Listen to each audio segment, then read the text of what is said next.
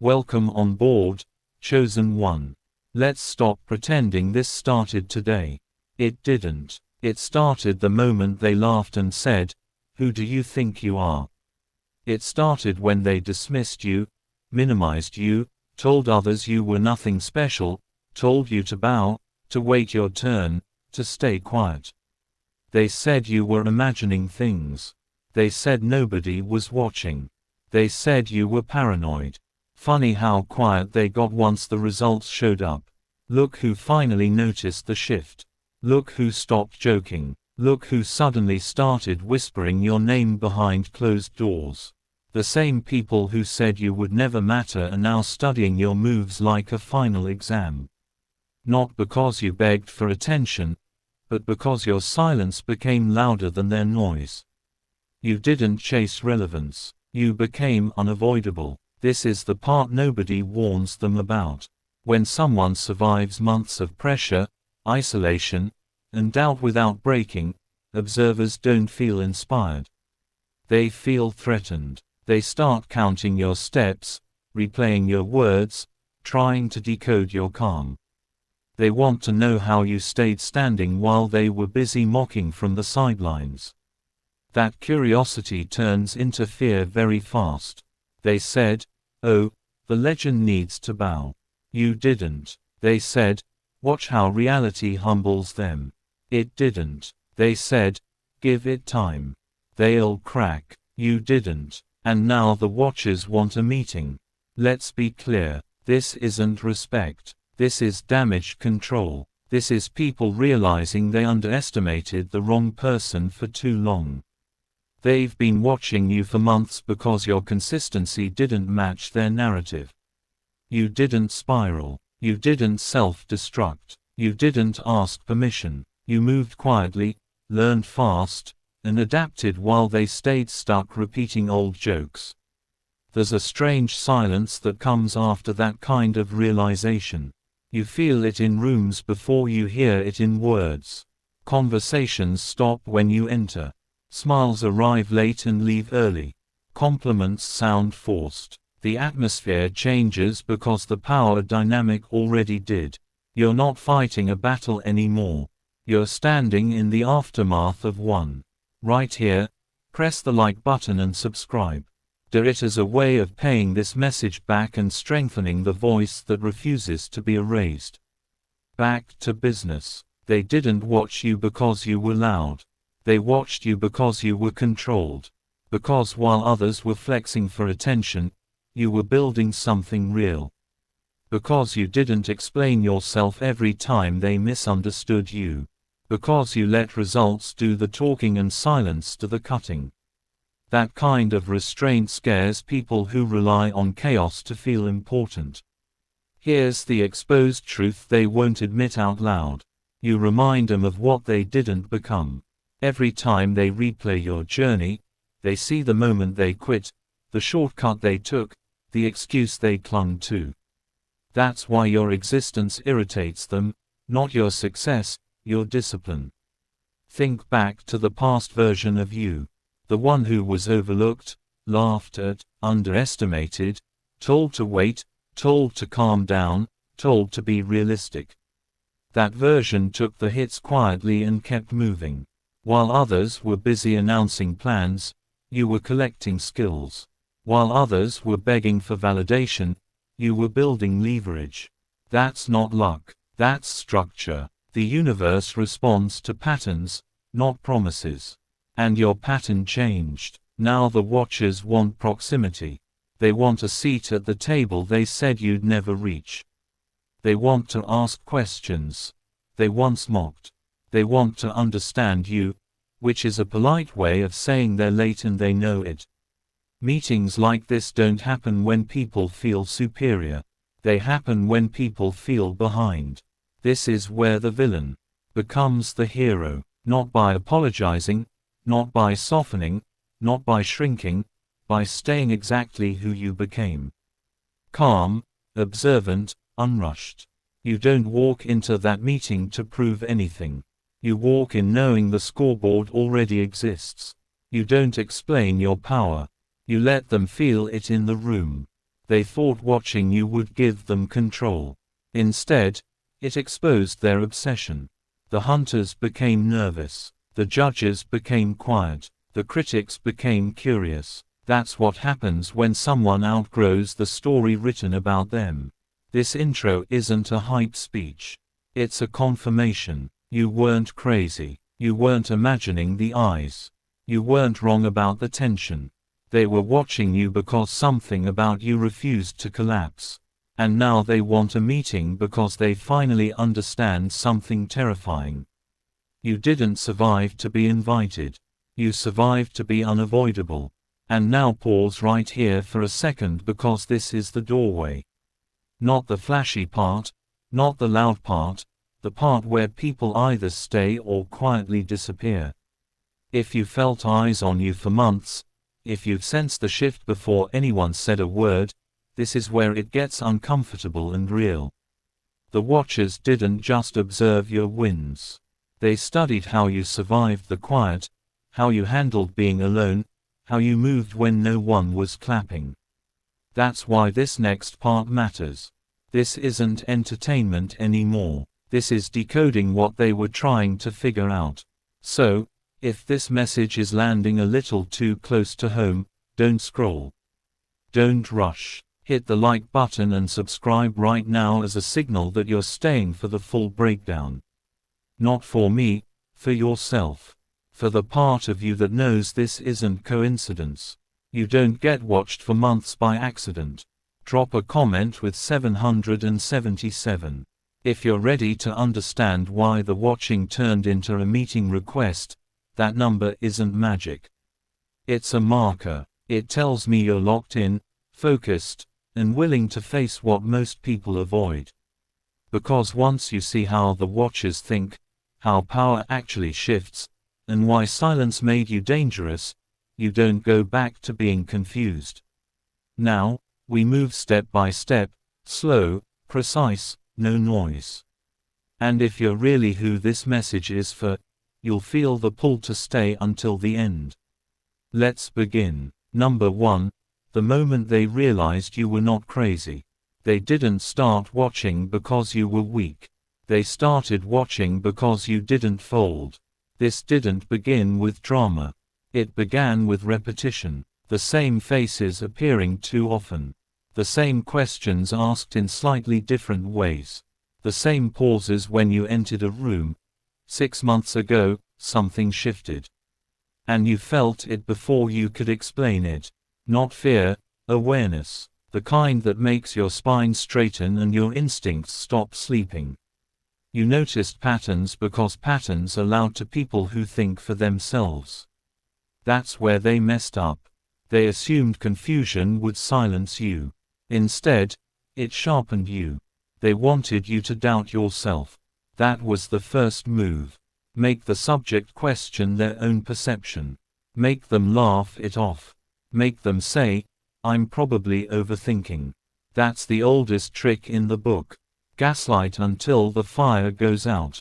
Except it didn't. You didn't spiral. You didn't announce suspicions. You didn't seek reassurance. You watched back quietly, patiently, like someone who understands that information is leverage.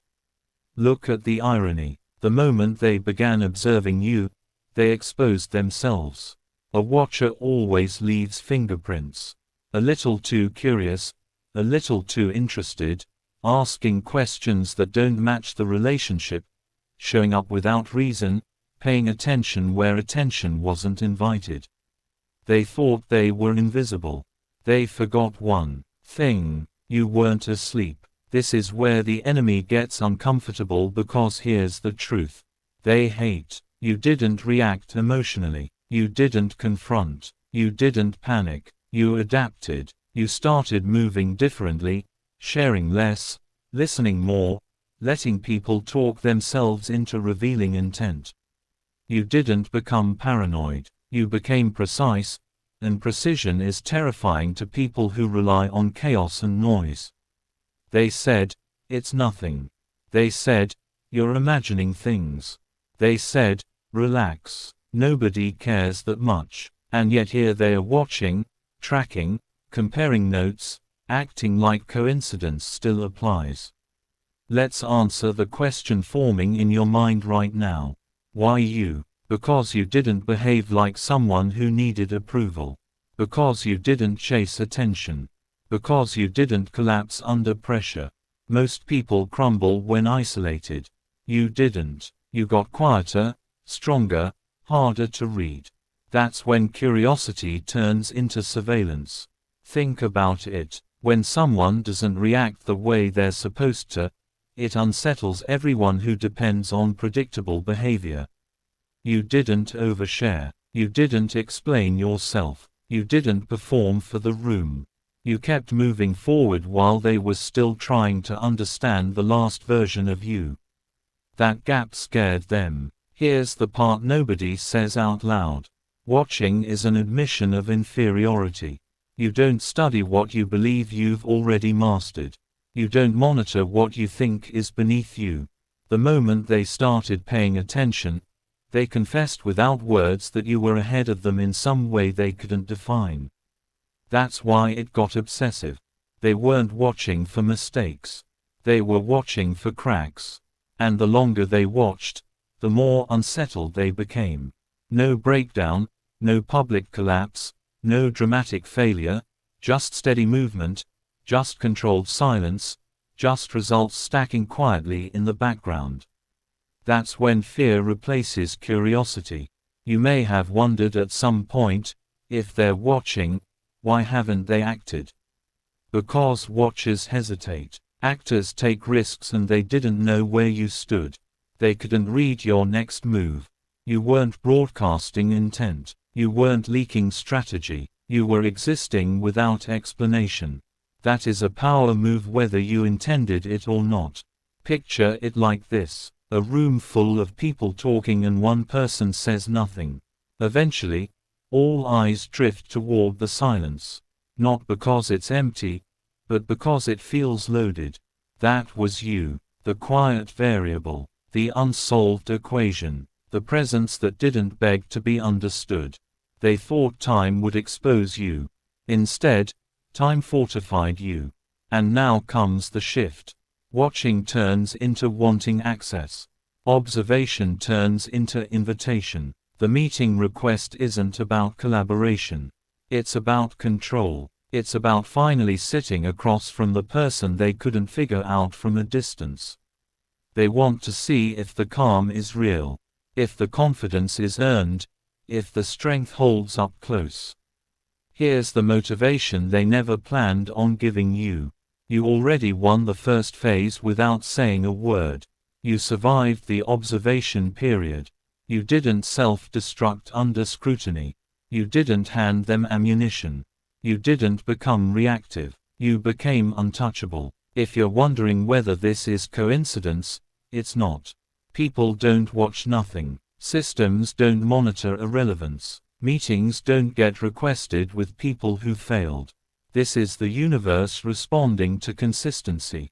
Pressure applied. Stability maintained. Outcome achieved. The enemy hates this part because there's no insult left that works, no label that sticks, no rumor that lands.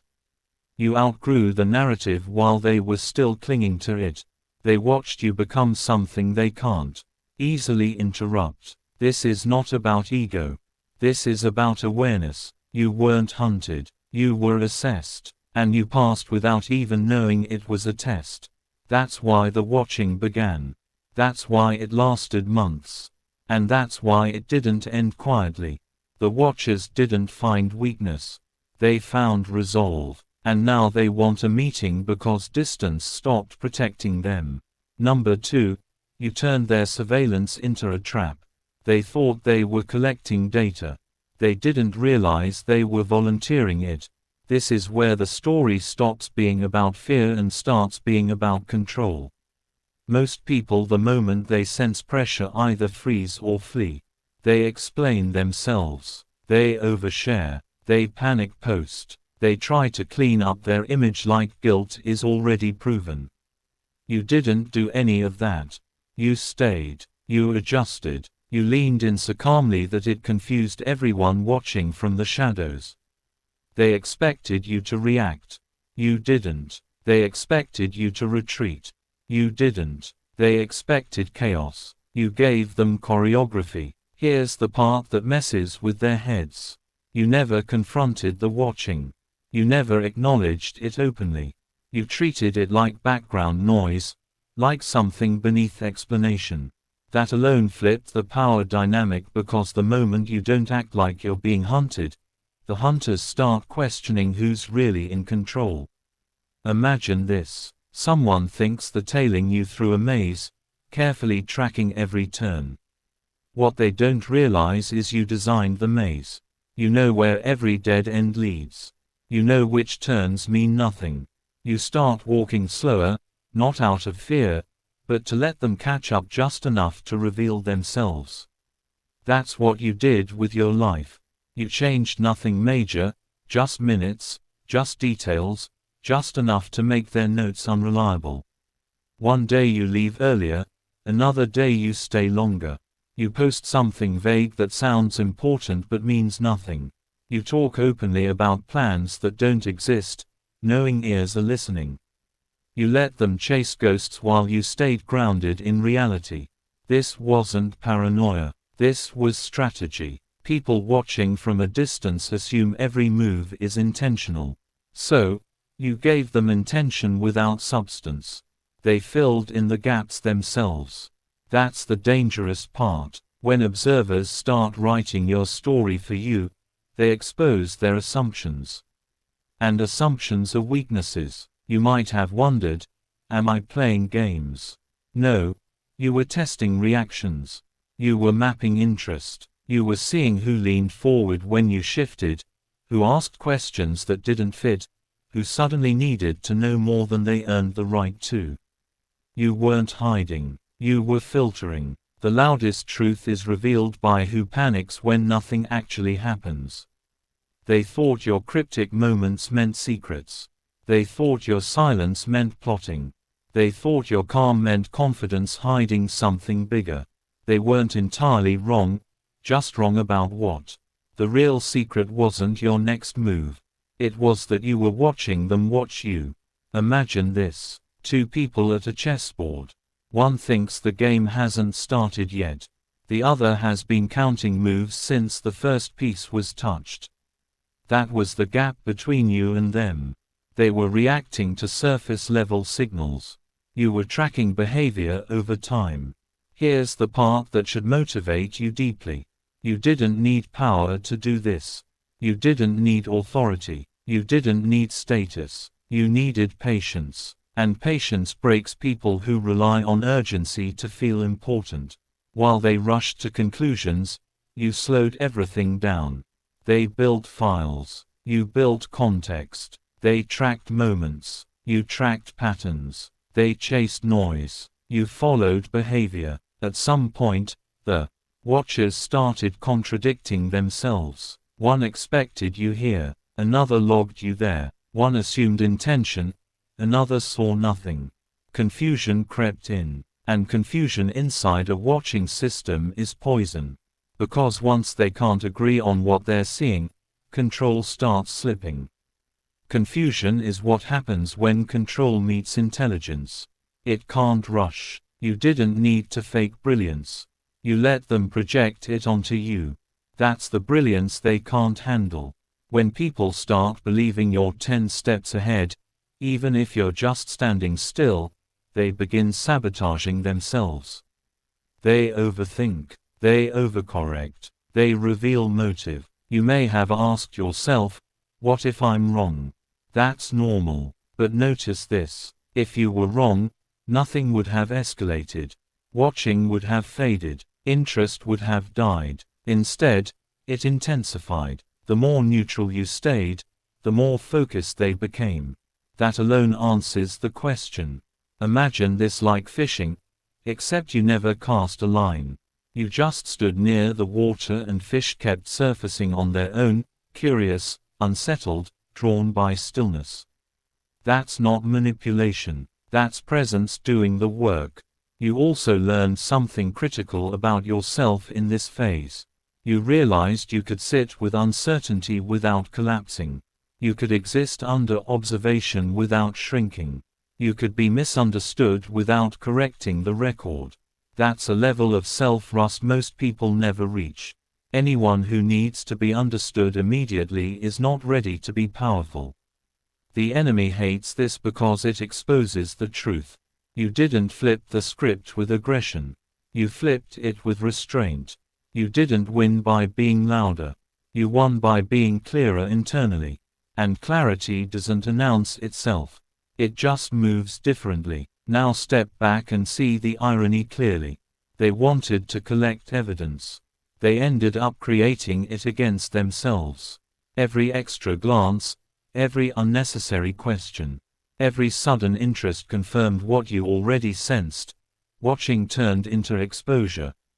By the time they realized what was happening, it was too late. The roles had already reversed. You weren't the subject anymore. You were the variable. They couldn't control the unknown inside their system. This is why the meeting request came later, not during the watching, after. Because once someone realizes they've been observed back, distance stops feeling safe. They want proximity. They want eye contact. They want to see if the calm holds up in person. Here's the final truth of this section. You didn't outsmart them by being clever. You outlasted them by being steady. You didn't need to dominate. You needed to endure. And endurance always wins in the long run. They thought they were playing surveillance. You were playing time. And time always sides with the one who doesn't rush. Slow motion checkmate wasn't a move. It was a mindset. Number 3. The day fear stopped working on you. The moment fear failed, they panicked. About 3 months in, the watching changed flavor. It got sloppy, too obvious, too close, the kind of careless that isn't accidental. That's when you understood the shift. They weren't trying to catch you slipping anymore. They were trying to see if you would flinch. This was no longer surveillance. This was a test. They wanted you to feel it. The eyes, the presence, the pressure. They expected you to tighten up, censor yourself, dull your edges. That's what usually happens. Most people shrink when they know they're being watched. They sand themselves down into something safe and boring. You didn't. You expanded. Here's the part that scares them. You became more honest, more relaxed, more you. You didn't perform innocence. You didn't fake confidence. You didn't hide your intensity. You walked, talked, and moved like someone who had already made peace with being seen. That flipped the room upside down. Imagine this. Someone shines a spotlight, expecting a rat to scatter, and instead the figure stands still, looks back, and doesn't blink. The light stops being a weapon at that point. It becomes a mirror. That's what happened. The gaze lost power because you stopped treating it like a threat. Fear is only useful when someone still needs your permission to exist. They started asking themselves uncomfortable questions. Why aren't they nervous? Why aren't they hiding? Why do they seem clearer now? The harder they stared, the steadier you became. And that steadiness is dangerous. Because it suggests something worse than rebellion. It suggests self-ownership. You might have wondered if this was reckless. It wasn't. It was grounded. You weren't trying to provoke them. You were refusing to be managed by invisible pressure. You didn't posture. You didn't overcorrect. You stayed aligned. That's when observers lose control. Think of it like fire. Blow on it too hard and it spreads. Ignore it and it burns clean. Their attention didn't weaken you. It refined you. It burned away hesitation. It forced you to choose who you were without approval. Nothing terrifies control more than someone who doesn't ask to be spared. That's when they realized something had gone wrong. Watching you wasn't shrinking you. It was sharpening you. And now the danger wasn't what you might do. It was who you already were. Number 4. When you let them watch on purpose. They thought they were studying behavior. They didn't realize they were attending a show. This is where it crossed the line from observation to embarrassment. They came in expecting fear, tight shoulders, short answers, a nervous system on edge. Instead, they found fascination, comfort, a presence that didn't dodge the spotlight, but stood calmly inside it. You didn't vanish when the eyes got heavier. You leaned forward. That alone broke their expectations. They assumed distance would protect them, so you closed the distance first, not aggressively, casually, like someone who knows the room already belongs to them. You didn't lock doors. You opened windows. You didn't guard your movements. You made them visible. And visibility, when chosen, is dominance. Imagine this. Someone believes they're spying through a one-way mirror only to realize the glass has been transparent the entire time.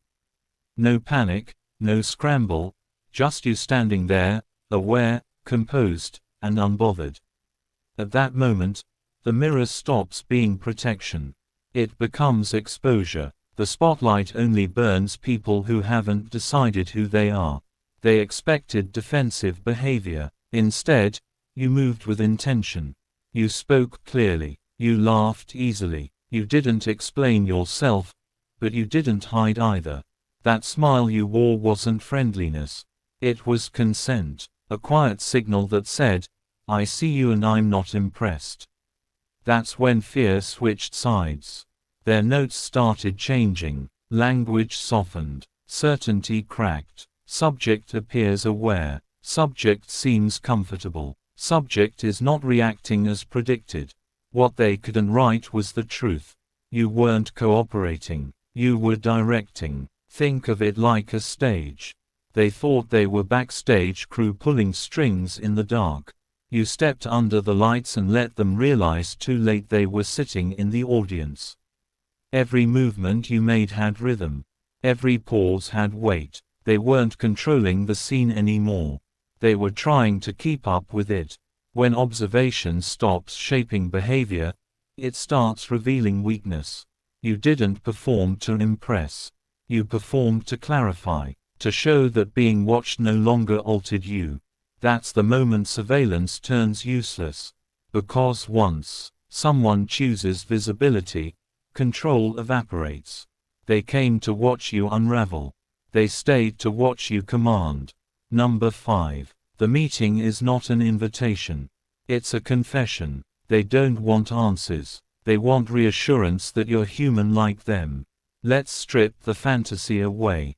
They didn't call this meeting because they were impressed. They called it because they were disturbed. For months they watched, measured, compared, waited for the moment you would slip into the same pattern as everyone else. Fear, approval seeking, collapse. It never came. That's the problem. Every person they studied before you followed a script.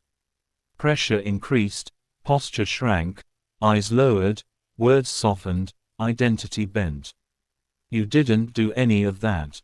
You stayed consistent, calm, grounded. You didn't speed up when watched. You didn't slow down either. You stayed yourself under a microscope, and that broke their framework. Here's the truth they won't say in the meeting. They don't understand you, not because you're mysterious, but because you don't run on the fuel they know how to control. Fear doesn't steer you. Validation doesn't bribe you. Attention doesn't inflate you. And someone like that can't be managed from a distance. Imagine this. A system designed to pressure test people suddenly encounters a material that doesn't crack, bend, or warp. The system doesn't celebrate. It panics because its tools stop working. That's you. You exposed a limitation they didn't know they had. Control only works on people who still need permission. The meeting isn't about cooperation. It's about proximity. They want to look you in the eyes and see if the steadiness is real. They want to feel your presence without filters. They want to confirm whether the power they sensed from afar holds up close. That's not dominance. That's doubt. You turn surveillance into performance, Observation into exposure, pressure into proof. And now they're left with one option. Sit across from the thing they couldn't reduce and hope proximity gives them back a sense of control. It won't, because the power you carry isn't positional. It isn't borrowed. It doesn't disappear in rooms or rise with applause. It comes from knowing exactly who you are and not needing the meeting to confirm it. They're not summoning you. They're admitting you can't be ignored. Number 6. The one thing about you they couldn't weaponize. They searched for leverage and found nothing to grab. This is the part that still keeps them uneasy, not angry, not loud, uneasy. Because fear loves handles. It needs something to pull, something to twist, something to threaten. They looked for cracks. They found clarity. They searched for wounds. They found scars that had already healed. That's not inspiring to people who rely on pressure. That's terrifying. You didn't flinch because you already knew yourself. You didn't rush to defend weaknesses because you had already faced them alone. There was nothing to expose that you hadn't already integrated. No secret shame to drag into the light. No hidden story they could use to make you smaller. When someone has already walked through their own fire, outside, heat doesn't work. Imagine trying to blackmail someone with a truth they've already accepted. It lands flat. Imagine trying to scare someone with a past they already survived. It sounds hollow. That was their dilemma. Every usual tool failed. Every angle led nowhere. You can't threaten someone who already made peace with their shadow. What really rattled them was your consistency. You weren't strong one day and scattered the next. You weren't confident only when things went well. Your calm didn't depend on circumstances. It showed up in pressure, in silence, in uncertainty. That kind of steadiness doesn't come from pretending. It comes from internal alignment. Picture this. A storm rages, trees bend, signs shake, everything reacts, and in the middle of it, a structure stands unmoved. Not flashy, not aggressive, just grounded. The storm doesn't know what to do with it. That was you under observation. And yes, there were moments when you knew the cameras were there. You didn't cover them. You didn't challenge them. You smiled, not mockingly, knowing, like someone sharing a private joke with the universe. That smile said everything. I see you. I'm fine. And you can't touch this. The most dangerous people don't hide. They stand comfortably exposed. That's what terrified them. Not your strength, your unreachability. Number 7. You turned their machine into a mirror. Systems don't fail loudly. They fail when they start explaining themselves. This is where everything quietly fell apart for them. Not with alarms, not with conflict, with confusion. Their system was built to observe targets, not reflect observers. But the longer they watched you, the more the focus shifted. Reports stopped being about what you did and started revealing how they felt about it. That's when the machine began eating itself. They weren't tracking a threat anymore. They were circling a contradiction. You didn't behave like someone under pressure. You didn't escalate. You didn't resist. You lived normally. And that normally broke their models because their system depends on extremes: panic or compliance, collapse or rebellion. You offered neither. Imagine a lie detector hooked up to someone who isn't lying. The machine starts malfunctioning not because it's broken but because it has nothing to detect. That was their problem. You didn't trigger alerts. You didn't fit categories. You didn't confirm assumptions. Every data pointed back at the observer. When control can't label you, it starts questioning itself. Their notes became opinionated, emotional, defensive. One saw confidence as arrogance. Another read calm as defiance. Another suspected strategy where there was simply self-rust. They weren't documenting you anymore. They were projecting themselves onto you. Fear leaks when structure weakens. You didn't need to challenge the system. You let it run against something it wasn't designed to handle. A person who doesn't react theatrically. A person who doesn't need permission to exist. A person whose baseline is stable. That kind of presence exposes how fragile artificial control really is. Think of it like a scale calibrated for chaos suddenly weighing balance. The readings make no sense. The operators argue the system stutters not because you attacked it but because you refused to validate it. Normally is dangerous when a system survives on dysfunction. They thought they were watching a subject. They ended up studying themselves, and once a system sees its own fear, it can't unsee it. Number 8. You exposed the limit they never planned to hit. They needed you to be exceptional because if you weren't, their fear had no excuse. This is where their confidence collapsed quietly. They thought they were profiling you, measuring traits, labeling behaviors, placing you neatly inside a category that made sense to them. It never worked, not because you were unpredictable, but because you were too grounded, too normal in the ways that matter. And that terrified them more than chaos ever could. They needed you to be special in a dramatic way, gifted, extreme, an outlier they could explain away. Because if you were just a regular human who refused to be afraid, refused to bend, refused to shrink, then their entire framework was flawed. That question haunted them. If you can do this without permission, without panic, without collapsing, why didn't they?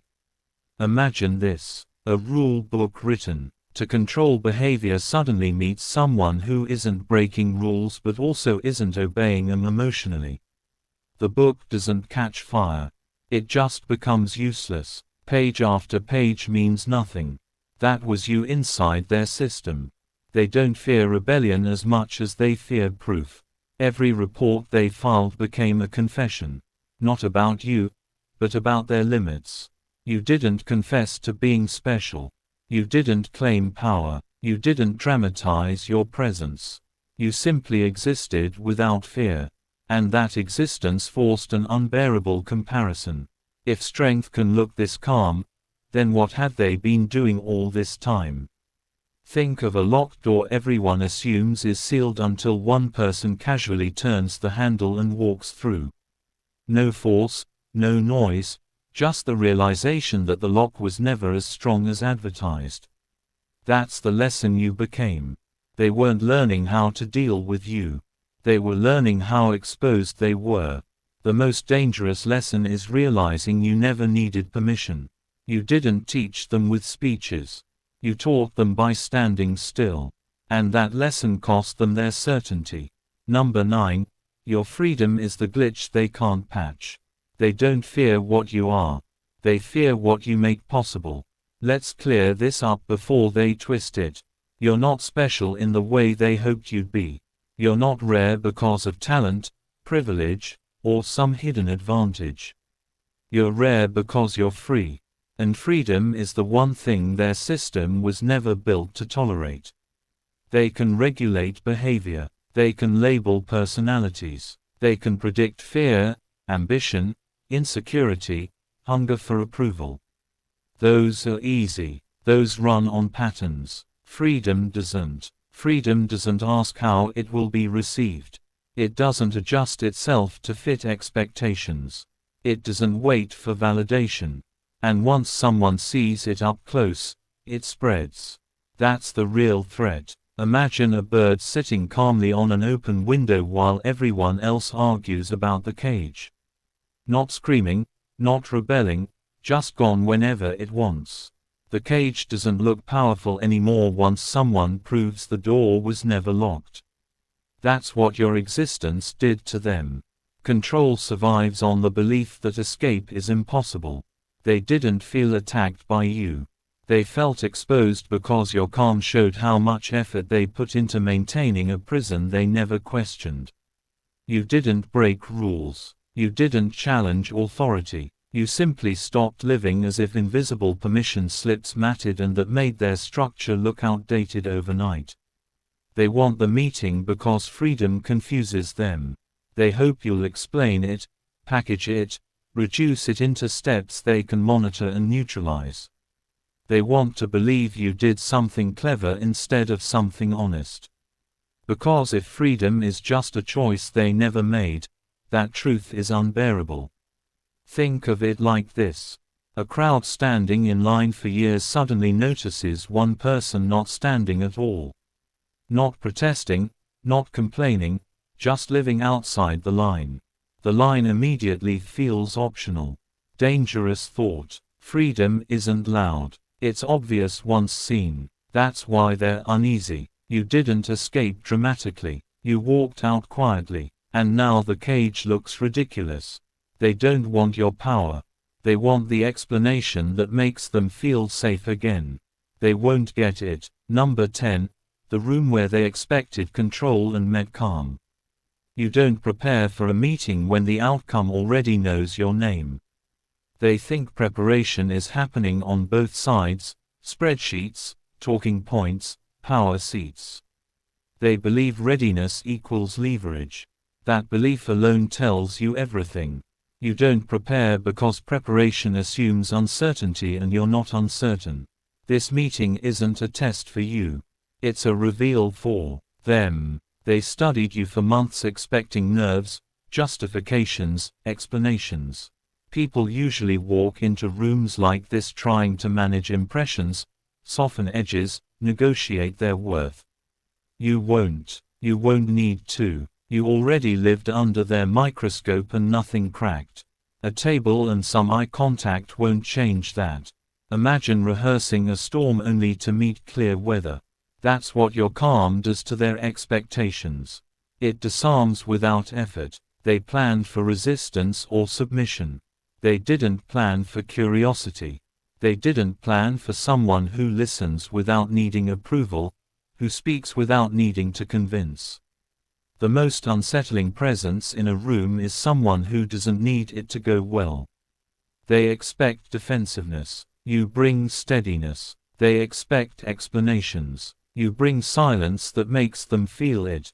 You don't rush to answer because you don't feel accused. You ask questions, not to challenge, but to clarify who's actually in control. And that reversal lands hard. Think of it like actors stepping on stage only to realize the script was already written somewhere else. They thought this was an interrogation. It's a mirror. Every question they ask exposes what they still don't understand. Every pause you allow forces them to sit with it. Power shifts the moment one side stops performing. This meeting is just another scene. Not because you're manipulating it, but because you stopped believing. Rooms define you. They can't threaten what doesn't depend on them. They can't intimidate what already stood alone. They came prepared to manage you. They'll leave realizing they never could. Number 11. The version of you they studied no longer exists. They showed up with notes. You showed up as the update they never installed. They think they're ready because they did their homework. They're not. Every question they prepared is aimed at a ghost, an older version of you that no longer lives here. While they were documenting behaviors, you were shedding skins. While they were freezing snapshots, you were moving slow enough to look stable, fast enough to stay unreachable. That's the gap they can't cross. They're about to ask questions that made sense months ago, motivations you've already outgrown. Fears you no longer negotiate with. They're reaching for explanations that belong to a past chapter, unaware the book has been rewritten twice since then. And nothing is more humiliating than interrogating someone who has already moved on. Imagine trying to grab smoke with bare hands. The tighter the grip, the faster it disappears. That's what happens when they try to pin you down with old definitions. You're not evasive. You're just no longer solid in the shape they memorized. And that makes their confidence melt. You can't catch up to someone who stopped waiting. They'll feel it mid-conversation, the disconnect, the subtle lag. Their questions won't land. Their assumptions won't fit. They'll sense that the person in front of them doesn't need to prove growth because it's already embodied. You won't correct them. You won't rush them. You'll let the mismatch speak. Their system was built to handle resistance, compliance, ambition, fear. It was not built to handle evolution that doesn't announce itself. Someone who doesn't rebel loudly or submit quietly, but simply outgrows the frame. That kind of movement breaks tracking. Think of a map drawn for a city that no longer exists. Streets renamed, buildings gone, landmarks moved, the traveler isn't lost. The map is obsolete. They didn't fall behind because you were faster. They fell behind because you didn't pause. They can't catch up because catching up would require admitting they missed something fundamental, and that admission costs them the illusion of control. You're not ahead of them in the race. You left the track entirely. Number 12. You didn't lead a revolt. You broke the spell. Revolutions don't start with noise. They start when someone stops believing the lie. This is the part they will never forgive themselves for. They didn't mean to create anything. They didn't plan a movement. They weren't trying to empower you. They were trying to contain you. But every second they watched, every note they took, every moment they focused on you, they did the opposite of what control is supposed to do. They gave you an audience. And an audience changes everything. You never asked for followers. You never announced a mission. You never told anyone to wake up. You just existed freely, visibly, consistently. That was enough. Because when someone lives without fear inside a system built on fear, it exposes the trick. People start noticing not because you preached, but because you proved something without words. Imagine a room where everyone whispers because they think sound is forbidden. Then one person speaks at normal volume. No punishment follows. The room doesn't collapse. The walls don't fall. The silence dies instantly. That's what you did to them. Power hates witnesses more than rebels. By studying you, they accidentally gave your behavior weight. They treated you like you mattered and others felt it. Attention is currency. They spent it on you without realizing they were funding the very thing that undermines them. Suddenly, your calm looked intentional. Your confidence looked earned. Your freedom looked repeatable. Here's what really shattered their illusion. You didn't claim power. You didn't brand yourself as special. You didn't even try to lead. That made your existence undeniable proof that control only works on those who agree to it. That's a dangerous idea once it spreads. Think of a crack in glass. One hairline fracture doesn't shatter the window, but everyone sees it. And once seen, the glass never feels solid again.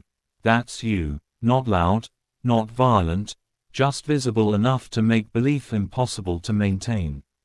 Control survives on faith. You killed the faith. You didn't overthrow anything. You revealed it. And revelations don't need permission to spread. Number 13. They came to observe and left unstable. The most dangerous influence is someone who never tries to influence. This is where the story gets uncomfortable for them. The Watchers didn't just track you. They changed because of you. Not overnight, not dramatically, slowly. In stages, they didn't notice until it was too late. First came confusion. You weren't reacting correctly. Then frustration. You weren't bending. Then curiosity. Why is this person still steady? And finally, the part that terrified their system the most. Admiration. They never planned for that. They weren't supposed to feel anything. Watching is meant to be detached, clinical, safe. But you disrupted that distance by staying calm, by staying human, by refusing to perform fear. They started comparing themselves to you, and comparison is where control dies. Imagine a guard pacing a wall for years believing the wall protects them. Then one day they notice someone walking freely on the other side, unbothered, unharmed, alive. The guard doesn't revolt. They don't quit. They start wondering why they're still pacing. That question alone is corrosive. No system survives its enforcers asking honest questions. You didn't recruit them. You didn't preach. You didn't even acknowledge their internal shift. That's what made it irreversible. They learned without permission. They absorbed without being told to. Watching you live without fear rewired them in ways training never could. You didn't give them a lesson. You became one. Some of them tried to resist it, doubled down, labeled you arrogant, dangerous, an anomaly, but labels didn't stick when the evidence was daily and undeniable. You weren't reckless. You weren't reckless. You were free. And freedom is persuasive in silence. Think of rust spreading on metal. It doesn't announce itself. It just weakens the structure until strength is an illusion. That's what happened inside their ranks. Their programming cracked quietly. You don't convert watchers. You outgrow the rules they enforce. They didn't stop being watchers. They stopped being sure. And once certainty breaks, control never fully recovers. Number 14. The interrogation that turns into a confession. They'll call it questions. It's really surrender in slow motion. They think this meeting is about pressure, about control, about finally sitting you down and seeing if you crack when the room closes in. That illusion won't survive the first 5 minutes because interrogations only work when someone feels cornered. You won't. You'll sit there calm, grounded, unbothered, and that calm will do more damage than any answer ever could. Watch how it unfolds. Their questions won't be sharp. They'll be careful, framed like curiosity, softened like concern. Not because they're kind, but because they're searching for something they lost.